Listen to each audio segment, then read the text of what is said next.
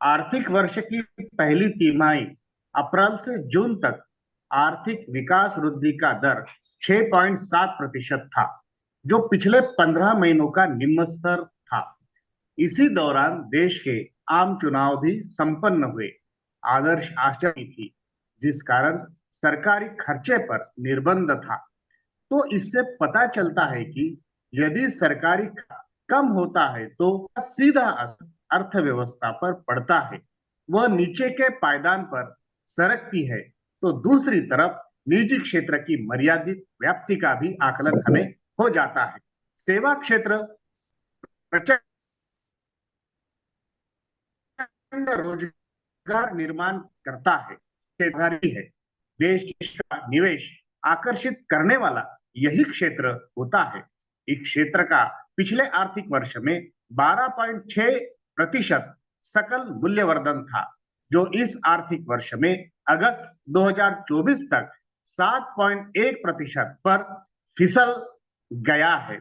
इसका कारण शहरी एवं ग्रामीण उपभोक्ताओं की मांग एवं उपभोग में कमी की आना है। कारखानों में निर्मित वस्तुमाल की खपत ही नहीं हो, कारखानों में मजदूरों की मांग ही नहीं है, जिससे रोजगार निर्मित ठप पड़ी है। तो लोगों के पास पैसे आएंगे कहां से? कारणवश सेवा क्षेत्र सिकुड़ रहा है। पर्यटन क्षेत्र सरकारी खजाना भरने वाला एक महत्वपूर्ण आर्थिक क्षेत्र है। हर साल 4 धाम यात्रा के लिए भक्तजन बढ़ चढ़कर हिस्सा लेते हैं। पिछले साल 4 धामों की यात्रा करने वाले यात्रियों की संख्या 37.29 लाख थी, जो इस साल घटकर 32.73 यानी 5 लाख तक कम हुई है। क्या इसका कारण लोगों के उत्पन्न में हुई गिरावट, रेल यात्रा का धक्का, केदारनाथ पर आए दिन होने वाले नैसर्गिक हादसे से जुड़ा है? ज्यादा होने वाली देश की सबसे स्वस्थ सफर यंत्रणा यानी रेल निरंतर होते हादसों से, रेल का पटरियों से उतरने की समस्या से यह यंत्रणा पूरी तरह रही है। क्या इसका कारण रेल कर्मियों की घटती संख्या है, या माननीय रेल मंत्री जी का अपने मंत्रालय से छूटता प्रभाव है? सवाल है। चीन द्वारा उत्पादनों ने कैसे भारतीय अर्थव्यवस्थाओं पर अपनी पकड़ बनाई है, इसका अवलोकन करने वाला global trade research analysis initiative अहवाल प्रसिद्ध हुआ है, जिस अनुसार दैनंदिन उपभोग की वस्तुओं में 35% तक चीनी वस्तुओं का इस्तेमाल भारतीय अपने उपभोग में करते हैं। जनवरी से 2024 तक भारतीयों ने 5,000 करोड़ रुपए का 5 रुपए से ज्यादा रुपयों का वस्तुमाल चीन से, तो बदले में चीन ने हमारी केवल 800 करोड़ रुपए की वस्तुमाल खरीदी। यानी भारत से चीन ने 7,17,300 रुपए कमाए हैं।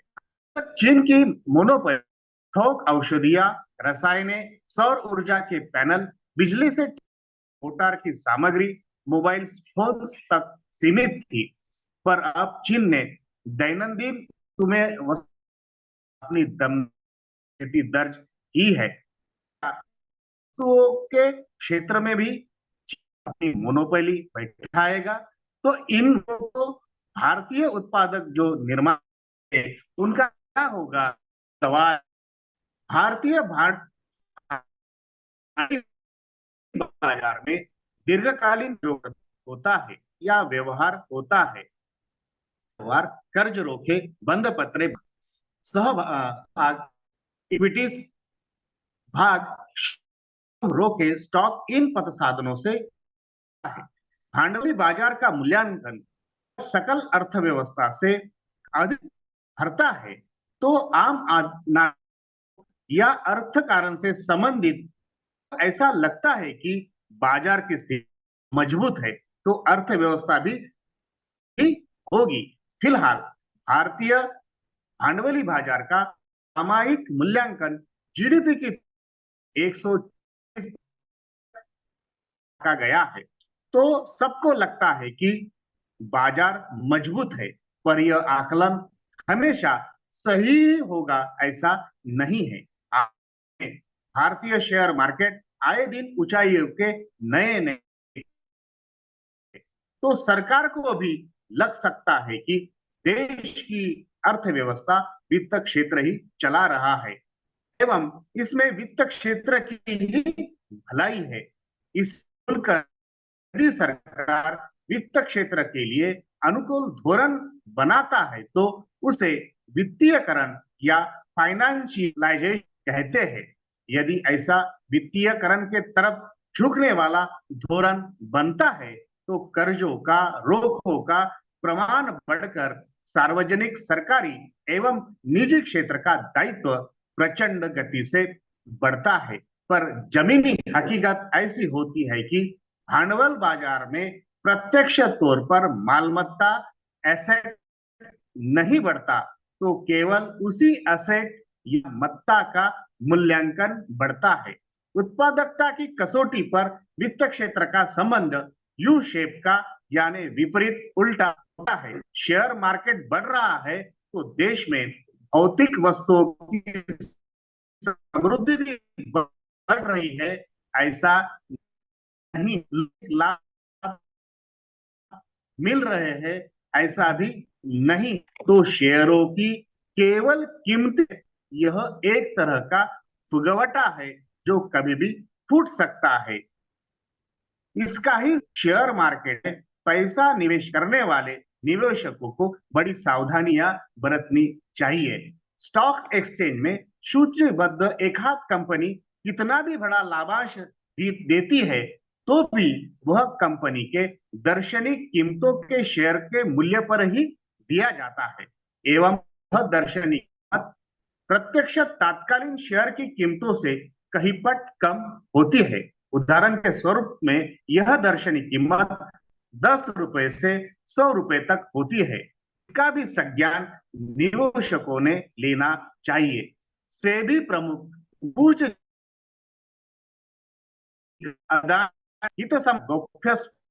हिडेनबर्ग रिसर्च ने किया था। अब उनके ही कार्यालय के कुछ अधिकारियों ने बूच जी के नेतृत्व से सेबी का वातावरण दूषित हुआ है, वह अर्वाच्य भाषा में बोलती है, असंभव टारगेट देती है, ऐसी तकरार की है।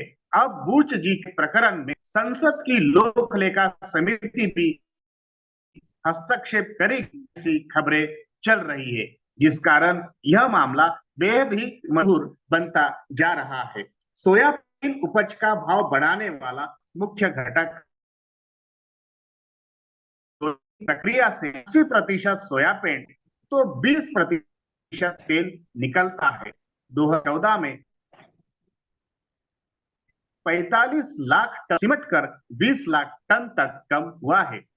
इसी कारण सोयाबीन के भविष्य में बड़ी मात्रा में उछाल होने की संभावना कम आती जा रही है। सोयाबीन उपज को 6,000 रुपए ऐसा आंदोलन में शुरू हो चुका है। ध्यातव्य हो कि सोयाबीन उत्पादन में क्रमांक 1 पर है। महाराष्ट्र सरकार ने भी सोयाबीन एवं कप फसल को कम भाव मिलने पर वहां के किसानों को 5,000 रुपए प्रति क्विंटल अनुदान देने का वादा किया था। इसकी राशि अभी तक किसानों को नहीं मिली है। जात निहाय जनगणना करने के आरएसएस अनुकूल है ऐसा वक्तव्य आरएसएस प्रचार प्रमुख जी ने दिया है। सतारा महाराष्ट्र राजकोट के पास बना छत्रपति शिवाजी महाराज का पुतला टूटने पर माननीय राहुल जी ने कहा यह पुतला बनाकर आरएसएस से संबंध को दिया गया, जिसमें प्रचंड भ्रष्टाचार हुआ, जिस कारण माननीय मोदी जी ने देश की माफी मांगनी चाहिए। फिलहाल माननीय अमेरिका दौरे पर है। लद्दाख को स्वतंत्र स्टेट का दर्जा, अन्य प्रमुख 4 मांगों के लिए प्रसिद्ध समाजकारणी श्री वांगचिंग चलो दिल्ली पदयात्रा पर निकल पड़े। यह यात्रा 2 अक्टूबर को पहुंचेगी दिल्ली। महिला विरोधी अपराधों के लिए जल्द न्याय की प्रणाली, माननीय मोदी जी का बयान।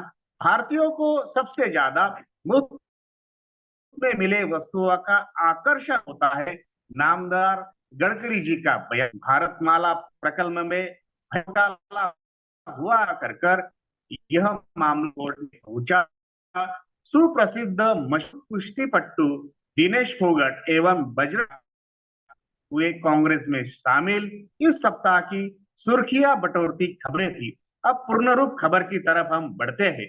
महाराष्ट्र राज्य की 20 या उससे कम पट संख्या वाली सरकारी पाठशालाओं में अब निवृत्त शिक्षक या डीएड बीएड पात्रता धारकों को कंट्राक्टी रूप से नियुक्त किया जाएगा, जिन्हें केवल 15,000 रुपए मेहनताना दिया जाएगा। इस आदेश की सभी शिक्षक संगठनों ने कड़ी आलोचना की है। सरकार की शिक्षा को निजीकरण करने की यह पहल है। सरकार शिक्षा से अपना पल्ला झाड़ना चाहती है। वह गरीबों को बच्चे को पढ़ना ही नहीं देना चाहती कहकर कुछ जुझारू अध्यापकों ने इस सरकार को फटकार लगाई है। द हिंदू अखबार में छपी खबर के अनुसार भारतीय कृषि अनुसंधान परिषद आईसीएआर में 2007 से लेके आज तक 2700 सीनियर वैज्ञानिकों की लैटरल एंट्री के द्वारा नियुक्ति की जा चुकी है, जिसमें एससी एसटी ओबीसी संवैधानिक 1350 पदों पर डाका मारा गया है। इस खबर से lateral entry SC ST OBC के लिए कितनी खतरनाक कब्रगाह है, इसका पर्दाफाश हुआ है।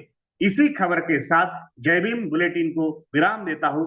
सभी के सहकार्य के लिए धन्यवाद। सभी को जय भीम। नमो बुद्धाय। संगम नमामि। आपका नम्र आशीष धम्मदर्शी, समन संघ, यवतमाल, महाराष्ट्र।